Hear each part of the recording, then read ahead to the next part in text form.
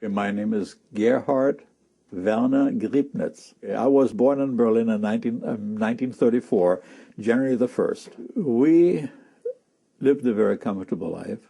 My father was in business, textile business, and in 1939, because of the beginning of the war, and he was born in '08, so he was one of the first ones to be drafted, he reduced the size of his business to one. That is, he had two fashion stores, one for women, one for men. But then we moved into a different area, Kantstraße it was called. At that time it was, I would consider upper middle class. And he reduced it to one so that my mother could alone take care of it. And he got into the army, or into the Navy actually, and he wore a strange uniform. He had it was field green with golden anchors on their lapel. And that was an absolutely strange uniform. Sometimes officers on Kurfürstendamm, which was a busy street cafe street, you may say, sort of a promenade, they would salute him. But anyway, it wasn't until much later that they were, I guess he was in Norway by that time, that they were issuing him a blue Navy uniform. But life, you asked the question, how was life? And before the war, it was fine. We had always plenty to eat. Germany was doing fine as far as I could see. Of course, some politicians saw it differently. But we had a comfortable lifestyle. He was affiliated with a Nazi party. In fact, everybody had to be, because he was a businessman. But as early as 1942, that I think is when Stalingrad took place, was it not? He one time walked through the room, and I was on the ground, on the floor, playing with something or another. And he said, well, if Stalingrad is lost, the war is lost. And of course, it proved to be true. Education is a little different than it is here. You have a basic schooling, and usually it is from 6 to 14, but that does not necessarily hold true. You can go to different schools. Like I went to a school that was called a gymnasium, which wasn't a sporting place at all. It was called Falk Real Gymnasium. And it was a school that, because I was interested in technical stuff, it was sort of a school that prepared you for technical schooling, for engineering courses, etc. And the schools were good because the teachers were unbelievably good. There was no teacher that did not have a doctorate. They were either doctors or professors. And they were very thorough in expecting a lot of you. And another thing was, we didn't have co-educational system. They had girls' schools and boys' schools. And we soon realized the benefit of it. Well, sometimes we said after the war, oh man, we wish we had a co-ed school, but we soon learned that it wasn't very good, because one time a girls' school nearby from our school partially burned, and some of the girls were sent to our school. And then, of course, there were these guys that figured, well, they had to make an impression. And it dropped the whole niveau 2 or 3 degrees. And most of us were glad when the girls went back to their school. But, here in America, of course, we have a co-educational system, which, as far as I'm concerned, is fine, except that, of course, the teaching, or teaching could not be or cannot be programmed to educate men or women. It had to be sort of a bi-educational system, which has its disadvantages. And of course, another advantage it had, we weren't pursuing girls. We didn't have time. We were concentrating on our education, which has its advantages. At 10, you became a jungvolk. I didn't wait. I wanted to be there, and when I was 8, I joined the jungvolk when I was 8, and my mother was all upset because she didn't want to, she did for a long time, but didn't want to buy me a uniform because, like I said, they were not, really into this Nazi ideology. But I insisted, and I finally got my uniform, and it was a lot of fun. It was, like I explained to you earlier, just much like Boy Scouts, except a little more militaristic. We were, of course, also being taught survival skills. We learned to march. We had to march 5 miles, and in good speed, so that when we wouldn't become of age to be joined the army, I guess we would be ready. Even at a young age, you were taught. But then it was a lot of fellowship, good times, and so forth. Now I had some opportunities as a result of it that I probably wouldn't have had any other time. We were at that time, because of the bombing, we were sent to wherever we wanted to go. My mother took me to the Min. She had some friends there in Pomerania. And one time, as a Hitler Youth group, we were going to Tuto, which was an army or an Air Force base. And I could sit in a Messerschmitt and a Focke-Wulf and a Heinkel bomber and all these good things, and I could just imagine myself shooting down the Yankees. And but you've seen things that you wouldn't have seen otherwise, and it was rather interesting. For youth, of course, Things have changed, of course. Today I'm not particularly interested in militarism, but at the time that was the way to go. I was relatively tall for my age, and I always hung out with older guys. So they were always 2-3 years older than I was. Even later on, much later, before I left Germany, all my buddies were older. My brother's 10 years younger, and my sister's 3.5 years older. Was she a member of the women's? Yes, BDM, Bund Deutscher Mädchen, they called it. And she was in it, but I guess we got that from our parents. We weren't very organization-oriented. Even when I was in Hitler Youth, there were times I had problems because I didn't do what they wanted me to do. In Berlin, like I was told, and we were told after the war, that German children were supposed to report their parents. Now, that may have happened in rural countries. In Berlin, it was much more cosmopolitan. We didn't have those problems. In fact, we were indoctrinated one way, that we had to obey parents, and we had to obey authorities. I mean, nobody would call a police officer a cop, or a similar slang word in German. It was, you had to be obeying the law. We were taught to use self-defense. We were taught to use weapons, how to use them, how to disassemble them, clean them, and put them together again.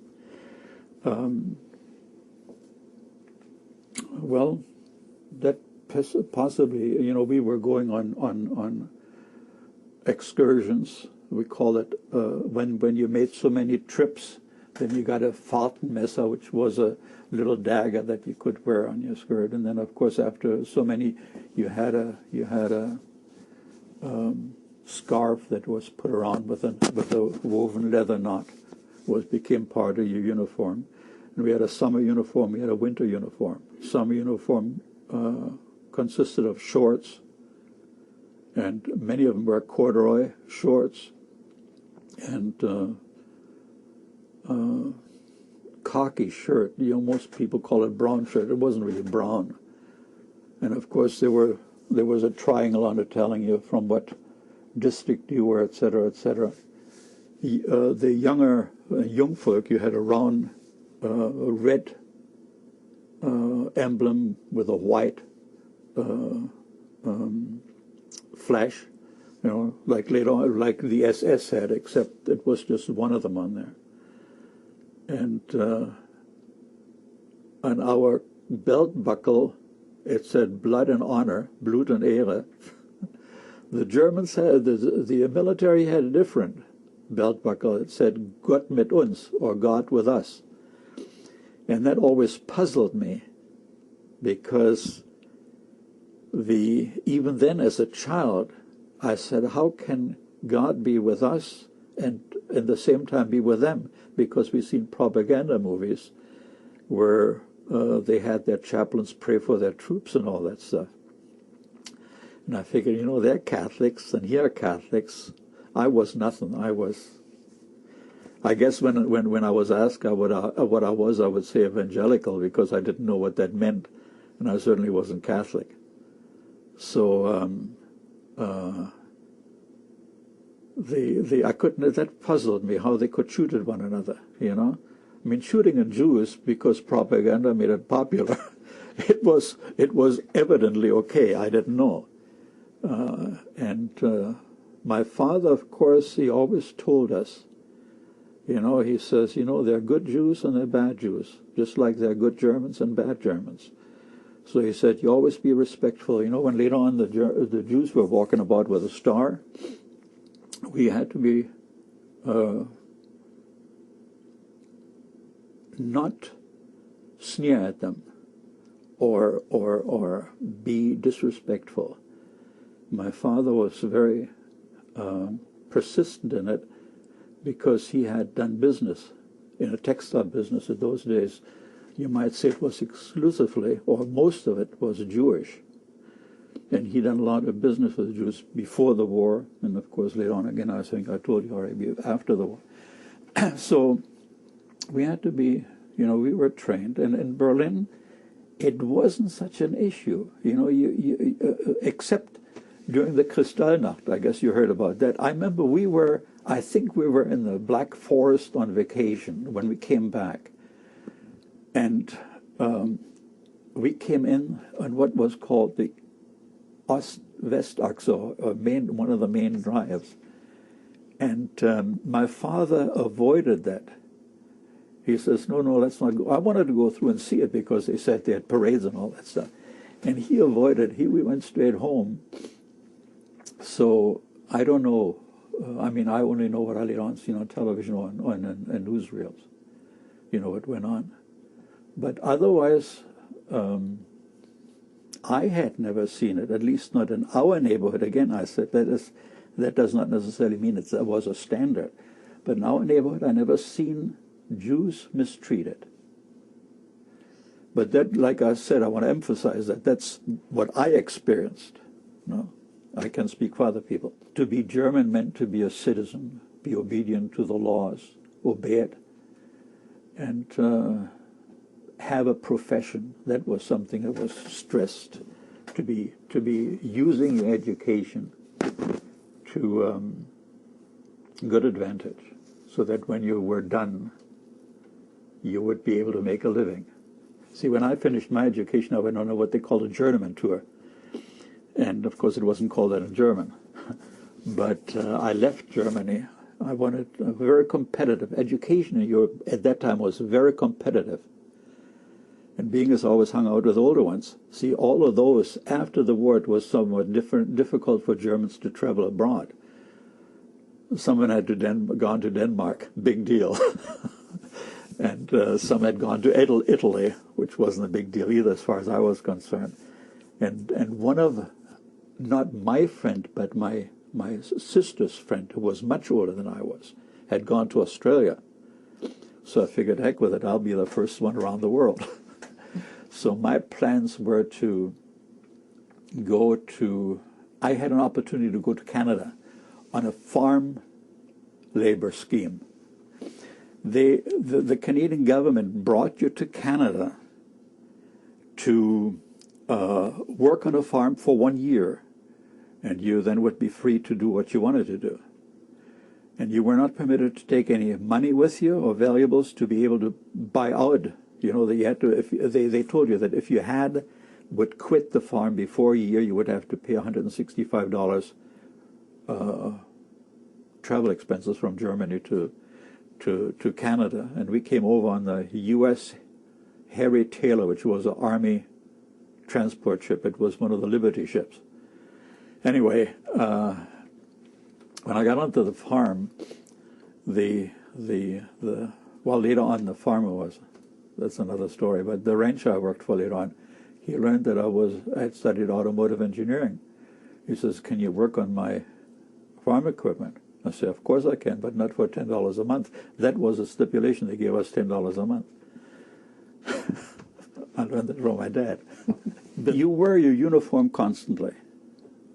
You know, you got dressed in the morning, you wore a uniform. You got undressed in the morning, you wore your pajamas, I suppose.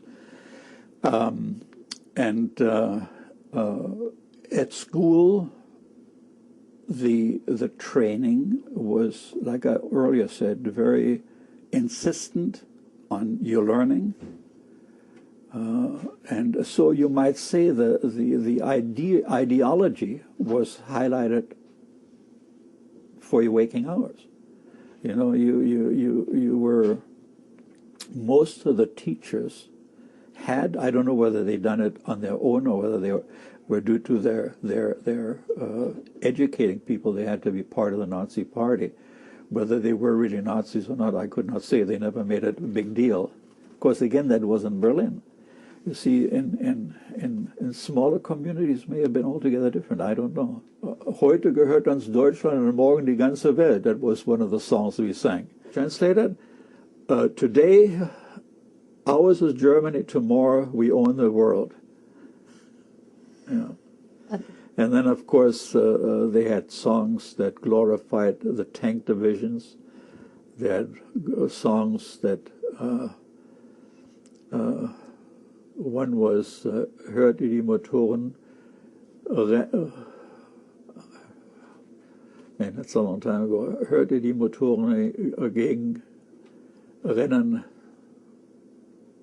and then bomben of England, or so, bombs and bombs of onto England, and so forth and so on. Well, what we did, for an example, one Fähnchen, which was a division of the Hitler Youth, they would attack another Fähnchen, and then you would try, if you would get their flag, you would have won. If they got your flag, then you lost. So it was sometimes a little bit like a street fight, you know.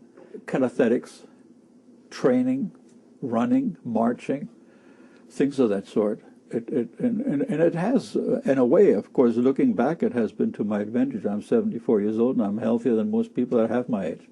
You know, I mean, it had its advantages, as any ideology.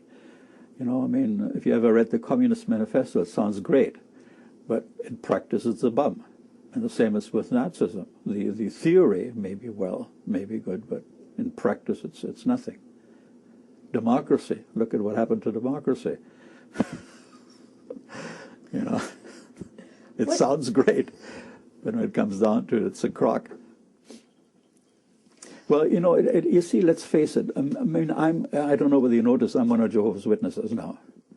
And as such, I realize that governments of this world are all lying in the power of the wicked one, of Satan.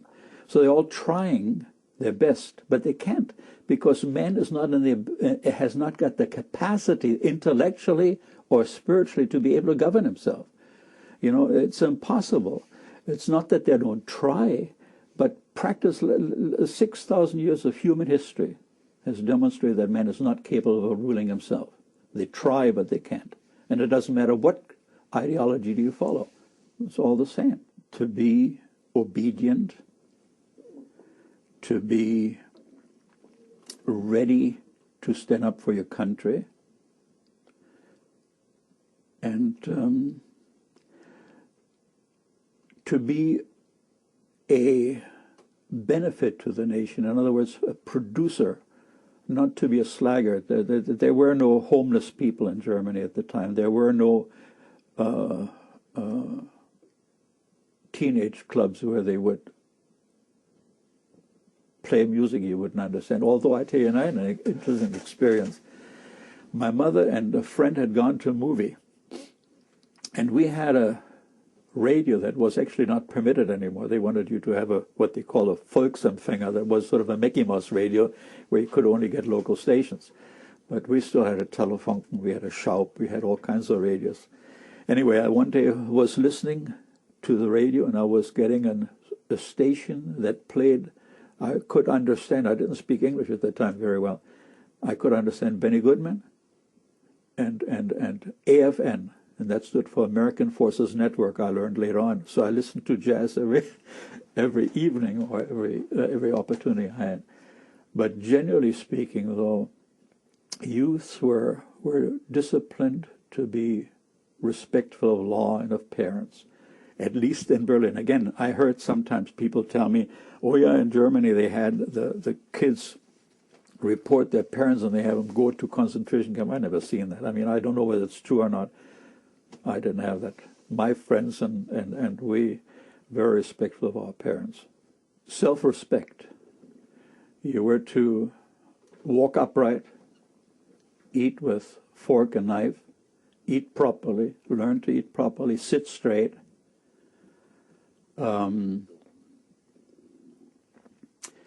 To, like I mentioned earlier, take advantage of the education that you received, and take pride, of course, in the cause that quote unquote Germany was fighting for. You know, they had little different ribbons. You know, just like in America, you get a medal, you die, and you get posthumously a Purple Cross, big deal, a Purple Heart. It doesn't do you any good. But the same idea was followed in Hitler Germany. I mean, you got a Kriegsverdienstkreuz, they called it, or mothers that had a lot of children had a Mutterkreuz, they call it Mother Cross. I mean, you know, the ideas are always repeated. I don't care where you go, whether it's Russia, the United States, Hitler Germany, or when it's the reward's always the same. You get a badge, another ribbon. Well, they gave you, like I said, they got you that triangular scarf that you wore with a knot, and you had a Faden knife, and you had different ribbons, and then when you were rewarded, you had black and white you had oversight over so many boys, red and white a little more, then green and black a little more, and white and red. You know, it was all. They had these I forget what they call them, cords, you know, that you wore from your shoulder patch to your button somewhere. First of all, by self-discipline, you had to know what you're doing before you could lead anybody else. And that, of course, was with the intent to train younger ones, you know, to be also self-sufficient, to be serious about the way they take care of themselves. You know, you had to be clean, you had to be, you couldn't wear long hair. You couldn't smoke as a child. There was no gum chewing. In fact, I don't think they had gum in Germany before I don't know, I can say. But there were no gum chewing. When you spoke to an individual, you looked at them into the eye. You stood straight. And when somebody was an authority, you particularly stood in attention, talking to them. And another thing that we were taught, respect for older people. In fact, when you were on the streetcar, on a subway, on a city train or anything like that, and the car was completely empty, and you sat there, and an older person came in, you had to get up thinking or giving him the opportunity to take that seat if he wanted it. So, of course, that never happened, but still, you know, you stood up. You would, when a woman walked in, you would offer her your chair. I mean, you know, it's just good manners. That was a real matter of being stressed then, as children. You know, we were taught to be respectful of older people, to be respectful of the opposite sex. And when a person of authority spoke to you, either older or in rank in the Hitler Youth, you paid attention. That's right. You would be loyal to your family. You would be loyal to authority. Loyal, of course, to the greater good of the German nation. Ultimate sacrifice. You know, this is universal. I mean, it's nothing different here than it was there. You had to, if you were called on to die for der Führer, you would die for der Führer. Of course, I wouldn't. Like I had my father's interest at heart. I figure, hey man, you survive. That's the main thing. Willpower? Well, that has to do with education again. You're stuck with it. I mean, you wouldn't beg off. Whatever you were pursuing, you took it very seriously and you pursued it, no matter what it was. That's what made it also. Now, sports were not taught at school. You were belonging to a sports club if you so wanted. And I was good at 4, 8, and 1,500 meters, or the metric mile. And I hated it if somebody would beat me. And you know, at that time I had bronchitis. And after every race, I nearly collapsed. And my mother was so mad at me, "You've been running again." But man, I wouldn't let anybody beat me. That was part of the psyche. That is the idea that you had, you know, to be persistent. Women that were held in high regard. Oh, yes. And of course, we were respectful to our parents and mother. Man, I tell you what, when mother said, we done it. You know, it wasn't a matter of, "Oh, I don't want to clean my room." I mean, we weren't even permitted to keep our room, get our room dirty to begin with. When we played with toys, and that wasn't my family, all the kids I hung around with, we would play, and when we were done, we put them up. I mean, it was so automatic that nobody had to tell us. You know, you couldn't leave toys lying on the floor. It was impossible. You would get shot. No, I'm just kidding. Well, we were taught high moral standards. And of course, what you hear after the war, Hitler wasn't altogether moral, nor were his adjutants there. But no, we were taught to respect the opposite sex. And marriage, of course, was something that was held in high esteem. And sex before marriage was unheard of. I never seen or heard of somebody being pregnant without being married. You know? So I would think that was one of the things that of course, I don't think it was so much Hitler's idea. It probably came from Kaiser Wilhelm or somebody, I don't know. You heard of von Ribbentrop, haven't you? There was a foreign minister of Germany. He through him, Hitler wrote a Concordat with Pope Pius XII. So religion was, you might say, highly regarded, unless you were one of Jehovah's Witnesses and you were in a concentration camp.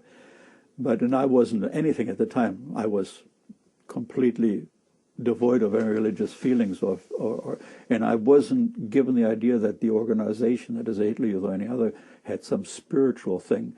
You had to go. Most people went to church. It was expected of them, but my family never did. We just didn't care. I was only in the young folk, the younger group of Hitler Youth. So I don't know what I know that the older boys were trained more severely. They didn't march 5 miles, they marched 25 miles. So I don't know. I mean, I can't tell you much about it because that's not my experience. I love to go to the parade. Sometimes they had parades. But, you know, toward the end of the war, I don't know why. We were supposed to salute the flag when it was carried. And there was a small parade along Kantstraße on the street that we were living on. And I don't know, I cannot tell you why, but my friends and I decided not to salute. And there was a woman that by today's standard you probably would call a lesbian. She got all upset and she ran after us. But of course, you know, we knew the area. We knew by that time a lot of houses were burned out and bombed out. So she hadn't had a chance to find us. And the strange thing is she was so Nazistisch, for lack of better putting it, that it was unbelievable. After the war, she was the greatest communist. And then the last I heard of her, she committed suicide. Did you ever hear Hitler speak? Yeah. Can you tell me about that, what it was like? As a young kid, it was inspirational for lack of a better word, he had a very unique speaking style. Wird ein jeder dieses Angebot jetzt akzeptieren und den Deutschen endlich die Freiheit geben, oder wir werden diese Freiheit uns gestohlen. At that time, I understood most words that were being said. Nowadays, when I sometimes see old movies, don't make sense to me. Because I view things differently, I suppose. But at that time, it was impressive. We were living not far from the Reichskanzlei, as it was called. We were living, like I said, in a fairly nice neighborhood. Few blocks from the zoo, from the Tiergarten, and of course it wasn't too far from there to the Reichskanzlei. I seen him in person once or twice. I mean, not that I was in any way, I just seen him. You know, he was there, I forget what it was, some kind of parade or something like that. No, I think I've seen him 3 times. One time he was on a platform there. And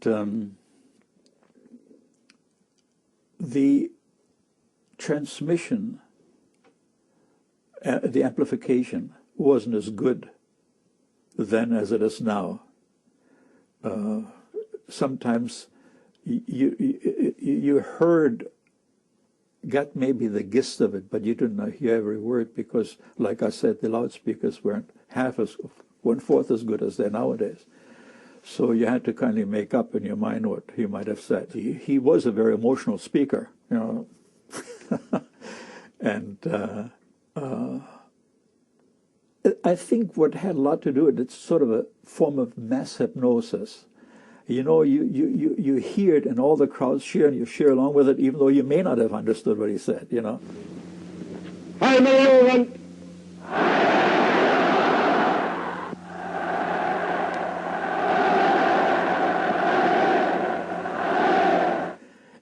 It's a weird situation, but when he spoke, he was impressive. It may be a better word than inspiring. Churchill felt that he could break the German morale, but it had the very opposite effect, because how could these damn British bomb civilians? So rather than breaking the morale, it strengthened the morale. Had the very opposite effect. And then toward the end of the war, of course, then the propaganda was, there was a 5th division supposed to come in and free Germany of all the Bolsheviks, and the propaganda was unbelievable. And then they had, I remember, I wish I had been old enough to select or to collect some of that stuff. They pasted notices on building entrances, 1 minute to 12, and all that. I remember that, and of course I didn't read the whole thing. I wish I would have kept it or taken it and saved it. But you know, the idea was the intensity increased. And of course, then the German soldiers, I remember one time, the German soldiers, you know, the Kanzlei is like in New York. Of course, not like Fifth Avenue, but somewhat in the same, you know, you have buildings on both sides, buildings side by side.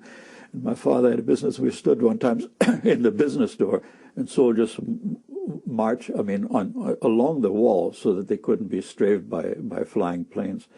Along the wall, they were marching this way. On the other side, they were marching that way. You know, and they all looked very disgruntled because, you know, there was most of the things, they didn't have ammunition. You know, they had the guns but not the ammunition. And then, of course, as it went on later on, then when the Russians came in, then street fighting started. And I remember one time across the street in one of the stores, it was a Kaiser coffee. There was that's what it was called. I could hear a soldier moaning. He was shot in the stomach. And I wanted to go and get someone. He called for water. And a nurse told me, whatever you do, don't give him water. That's the worst thing you can do. So, of course, eventually he died. So you've seen a lot of things as a kid that wasn't very nice. You've seen dead people. You've seen lakes blown off and heads there and both Russian and German. It wasn't a pretty sight. I don't know whether they were recruiting so much as they were. Many of the kids were doing it willingly. I don't know whether there was any regular recruitment going on. They had what they called a Volkssturm. You may have heard of it, where all the old people, men. I remember one time we had a family living in our apartment house. They had a title. They were titled. Their name was Graf. I forget their last name. Graf is like a duke or something in English, or earl or something like that. And they had two sons that were officers in the German army. Men, they looked sharp. They were fantastic. And when the war ended, there was one woman, and I remember her name because she sublet from our apartment. Her name was Papendick. And she went with him to the front. And from what I hear, of course, they both died. But as far as the Hitler Youth, there were some stupid kids, I guess, that wanted to fight. I stayed in the bunker. Again, but some people have a survival skill and others not, I guess. I was amazed when my dad said Stalingrad, end of war. I said, that's impossible. After all, we're taking Poland a few months and France in a few months and so forth and so on. So it was the propaganda was very effective in Germany, very effective. They were saying that we're winning the war, and they, of course, they had their war heroes. They had Captain Prien, he was a submarine commander, and they had Werner Mölders, ace, I forget how many hundred planes he shot down. And who else? Then they had one tank general that with this Tiger tank, he killed 9 Shermans in one. He shot the first one. They were coming along a mountain pass. He shot the first. No, he shot the last ones. They couldn't go back, and he shot the first one. He shot all the other ones. And when you think about it, in those days it was, well, great. Now you think of all the lives were lost. What stupidity, But in those days it was, man, hey, look what he did. Eventually it will all be Germany. We went during the war, I went to Poland, and I went to Czechoslovakia, in Prague, beautiful city.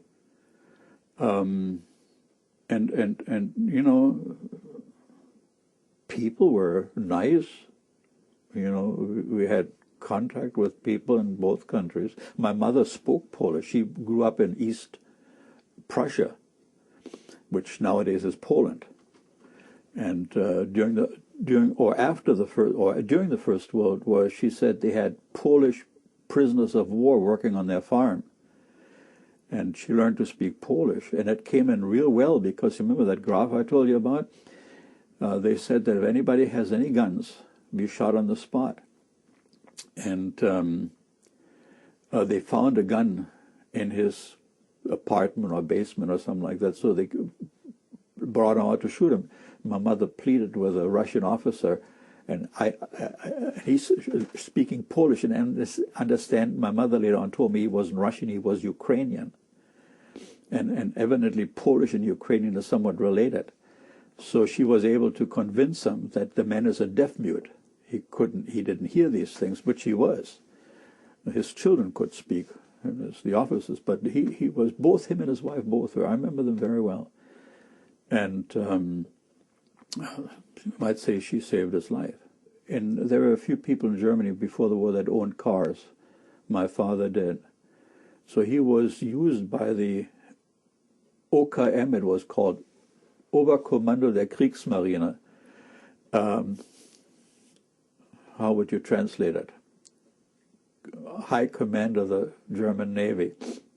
He was used to drive the admirals through occupied territory and show him around. And then eventually they were transferred to Norway. And he became, even though he wasn't an officer, he was a Stabsgefreiter. They have a joke about it, Stabsgefreiter Neumann in Germany. That's a dead end. You can't go no further. Of course, they wanted to make him an officer. He refused because he was not interested in militarism of any kind. He figured, man, I want to make business. So when he got to Norway, they gave him a position that only an officer should hold. It was called Norwegischer Sachbearbeiter. That meant Norwegian, how would you, Sachbearbeiter, I don't know how to, anyway, he was the one that hired the civilians to work on the German bases. He hired and fired, you know. And he went strawberry picking while they were working. And he would send us always all kinds of stuff, smoked salmon and barrels of herring, salted down herring and all that sort of thing. We never were short of food. And he managed very well. And then as the war came to a conclusion, he was with officers agreeing to turn Norway back to the British without fighting. And they were promised that they had a pass, not having to go to a prisoner of war camp or anything like that, pass back to their home. And of course, lies are told. So the Americans took over the prisoners and sold them into French slavery. And there my father managed too, by the way. They were used to work, and he worked on a Frenchman's vineyard. And for a while we thought we might even move to France, because the old boy had no children. He wanted to make my father his heir. But my father wasn't a vintner of any means. He only enjoyed drinking a glass of wine. So anyway, then he fled from that French prisoner of war camp and came to Berlin pretty hale and healthy. Berlin was occupied with the Russians. And the first troops, the Russian crack troops that came in, one of them spoke German even. Very highly educated people, very sharp too. I mean, but then when later on the occupational track came in, they were trash. I mean, they were communists, stupid at that. But anyway, so later on, as you know, Berlin was divided into 4 sectors. Russian sector, French, English, and American. And we happened to live in what was called the British sector. And you know, life went back. I mean, you know, they had what they call the Wirtschaftswunder. You know, Germany, after a short while, was better off than the British. And we adjusted very quickly. I mean, went back into business. When my father got back, he reestablished business with various Jews and so forth. And things got. I remember one guy, Fof, he was a Hungarian Jew. He brought in shoes from Hungary. You know, Hungarian shoes are high quality. Even now, if you get Hungarian shoes, you get the best. But anyway, the first time I came back from school, after my father came back, there was a long line of people waiting to get into our business. And all he'd done, he organized, don't ask me how, he organized things to mend darn stockings or socks or hosiery with it. And he just dumped them into the showroom window, and people stood there, and I mean, we carried up money in big wash baskets at night. You know, it was unbelievable. And well, things got back to normal pretty quick. Back to school, of course, and education was stressed. We had good teachers, very good teachers, and we were determined to get back on our feet. You know, and like I mentioned to you earlier, the educational system very competitive. We tried to always be the best. At least we thought we were the best, even if we weren't. And it was good. It was fun. I left Germany to make my journeyman tour. I had by that time I had you might say a profession and a trade. And I was 18. So I decided to be the first one around the world.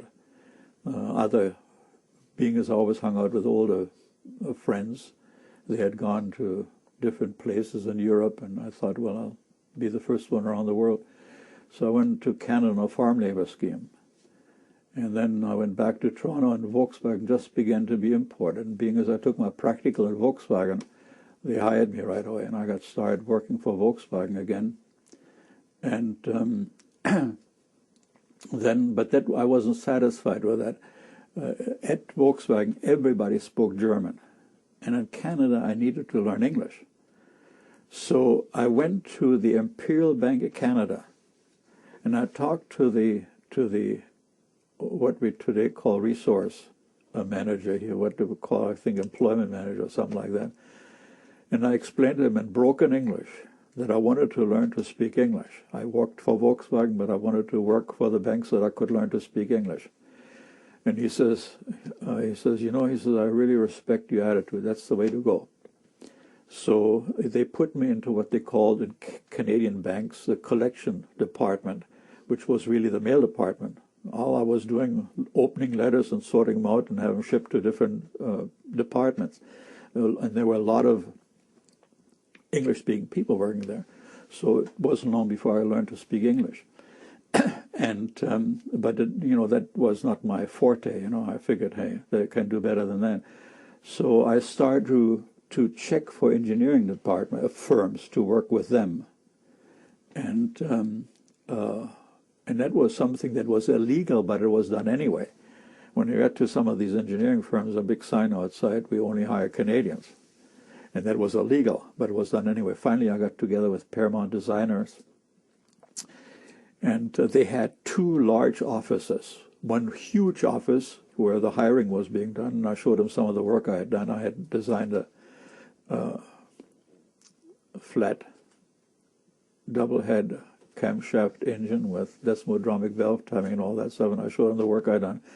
He said, yeah, we'll put you over there. And so he took me to another department, and what we were doing, we were redesigning Canadian Bell. After a while, they asked me and him and some others to go to Montreal, start a new branch, and that's what we did.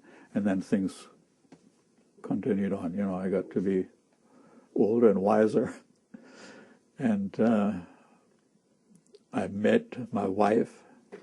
I was, by that time, as one of Jehovah's Witnesses, I was on the pioneer work, we call it, where we go into areas where there's greater need. I met my wife, they got married, had 10 children, here I am. My wife died in 1980, and I'm here, living with my son. Everything has pros and cons. The war, of course, seeing dead people lying around, all that is no fun. But altogether, I look at it as a learning experience. It has taught me a lot of things. I don't regret having gone through that, because it has taught me to think on my own 2 feet, not to rely upon propaganda of any kind. And I had the advantage of having good teachers, excellent teachers. My parents were very determined to have us grow to be independent thinkers, not to allow ourselves to be molded by the thinking of other people. And that has worked to my advantage. So altogether, I look back and say, hey, great time. You know, I mean, there were pitfalls, there were disappointments, naturally, but then where don't you have it? I mean, you have it everywhere you live. I'm sure people in the United States had their ups and downs, you know. The 29 crash, the 2008 recession, although nobody wants to call it that. And I'm hurting too. I mean, you know, I still work. I have a business of building services contracting. And, you know, right now it's slow. That's why I'm home. You see that man has tried, and many people sincerely so. Well, I don't like the present president as a person. I think I give him the benefit of the doubt that he's sincere. And as such, he tries and he fails. Because you see, the system, people don't want to acknowledge one thing. Ever since, and again, I have to get into that subject a little bit, but ever since Adam and Eve, man has followed Satan's ideologies. And John wrote that the whole world is lying in the power of the wicked one. So we see that they try, but they cannot get out of that mold. You see, I've been in the United States now since 1959, and I've seen many presidents come and go, and many of them have, like I said, even Bush, they're trying, but things are getting worse. Every time there's an election, one of their planks in their platform is an anti-crime bill. Has crime got better? I would hardly think so. It got worse. And so, you see, the whole world is going downhill, and it don't matter whether it was Hitler Germany, or it is de Gaulle French, or Churchill England, or Eisenhower America. There is no working together. People are at odds with one another. Look at the election campaigning today. They're not doing anything to benefit the people. They do everything to benefit themselves, and they call one another names and do all sorts of things. And so I think that's a parallel. It's the same thing then as it is today, or today as it was then. Nothing changes. This world continues the way it is till it's being destroyed. Learn. Be a person that is not allowing propaganda to mold your thinking. To begin with, I told you I thought Hitler was a great speaker, but now looking back, stupid. I mean, you know, ridiculous. He led. You know, I always kid my son sometimes about the glorious Hitler led us to the glorious defeat. You know. So, and why is it? Because of people allowing themselves to be led. They're like cattle. And rather than thinking on their own 2 feet, people think the guy is an authority, he must be right. And we know he isn't. And that's true of any leader, whether it's Stalin or Hitler or Churchill or anyone. I mean, you name them. They try, and again, I'm not saying that they're not sincere. I'm sure Hitler was probably sincere. So was Stalin, you know. But you cannot lead a divided people. You see, and people are divided. You see, they're proud of the two-party system, but they're divided, so they don't work together, you see. And I try to teach my children and grandchildren to think for themselves.